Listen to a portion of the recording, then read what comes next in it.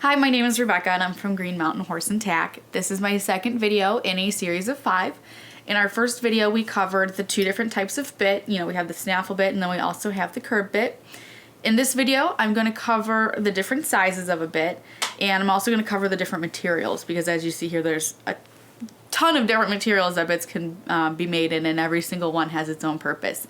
So I'm going to start off by talking about the size.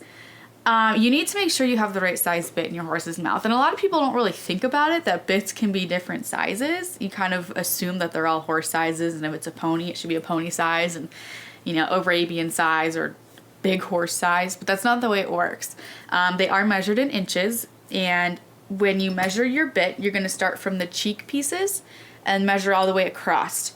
On average, a horse is usually about a 5-inch. That's standard. That's what most horses would be in. But again, every horse is different. Some horses could be in a 5 1/4 or a 5 1/2. Ponies, this would be about the size of a pony, but they're usually about 4 1/2 inches wide. And then, your big warm bloods, giraffes, they can get into a 5 1/2, a 6, and then your giraffes can be even bigger. Those type of bits would need to be special ordered through your local tack shop or through us.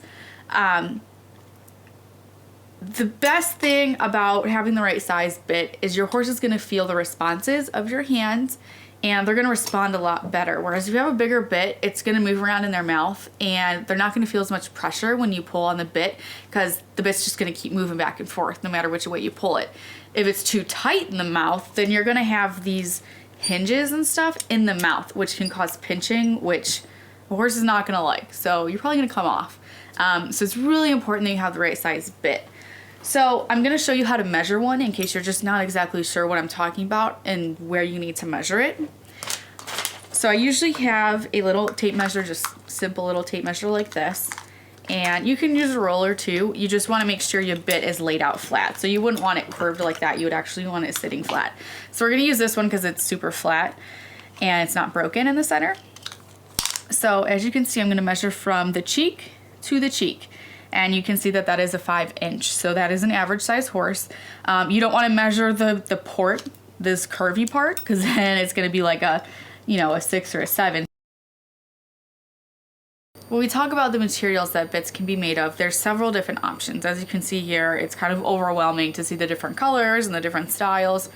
So we're going to talk about the most popular metal that is used in bits, which would be stainless steel. Obviously, it's pleasurable for everyday riding and showing horses because it doesn't rust. As you can see here, in a Western discipline, they really do take the outside of the bit seriously, and they like to do the engraving, so this wouldn't look as nice if it started rusting. However, rust in a bit is not necessarily a bad thing.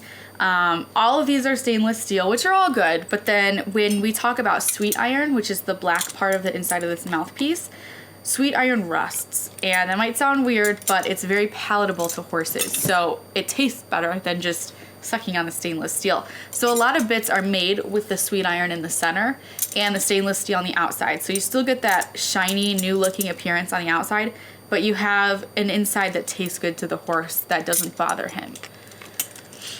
Another popular metal that's used in horse bits is copper. You never see a whole bit made out of copper because it's just not quite as appealing. I mean, if this whole bit was this orangey yellow color, it wouldn't look as nice. Again, this metal is specific for the horse's mouth. It actually makes them salivate, so it makes them drool a little bit. You can see in here, there's one little piece in here. So the copper is really good for horses that need to produce more saliva. If they have a dry mouth, the bit kind of rubs against the tongue, whereas you have some of this copper in here.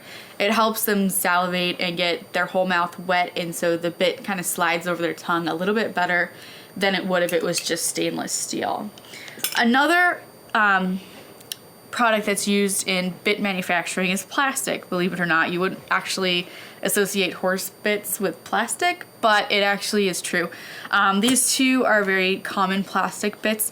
You can see here that it's a stainless steel outside and everything, but then you have this nice big plastic coating on the sides where the horse's teeth would kind of be. And then this is a very common type. This is actually called a Happy Mouth bit, and most of your plastic bits are going to come from a company called Happy Bit.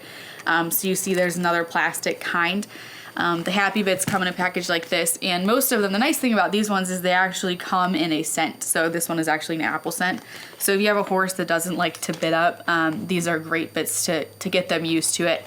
The problem with the plastic and the rubber and everything like that is it does teach a horse to chew on the bit a little bit, and that's not necessarily a good thing. So these are good for a select amount of horses, but normally you're going to want to stick to your stainless steel, sweet iron, and copper.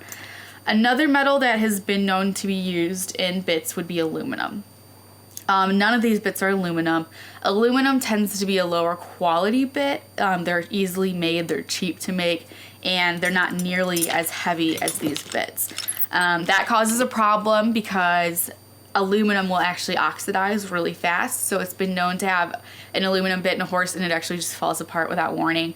And it just doesn't have the shiny feel that a stainless steel bit has. So I would always recommend going with the stainless steel, and I always like the copper because at least it gives my horses some spit and I know that the bit is comfortable in their mouth. But some horses do excellent with just the stainless steel. You know, you have to cater it to what your horse actually wants. Hopefully this helps you understand bits a little bit better. We started off so you knew what a curb bit was, you know what a snaffle bit is, and now you can actually go in and measure a bit, and you can measure the bit that you have in your horse's mouth now and maybe figure out exactly what sizes you need. Plus you can look at these different metals and understand why these metals are on a bit. I mean, this walking into a bit place and seeing a bit in 2 different colors is kind of like, what? But now you understand why they do this. So that sums up our video for today. This was video 2 in our series of 5.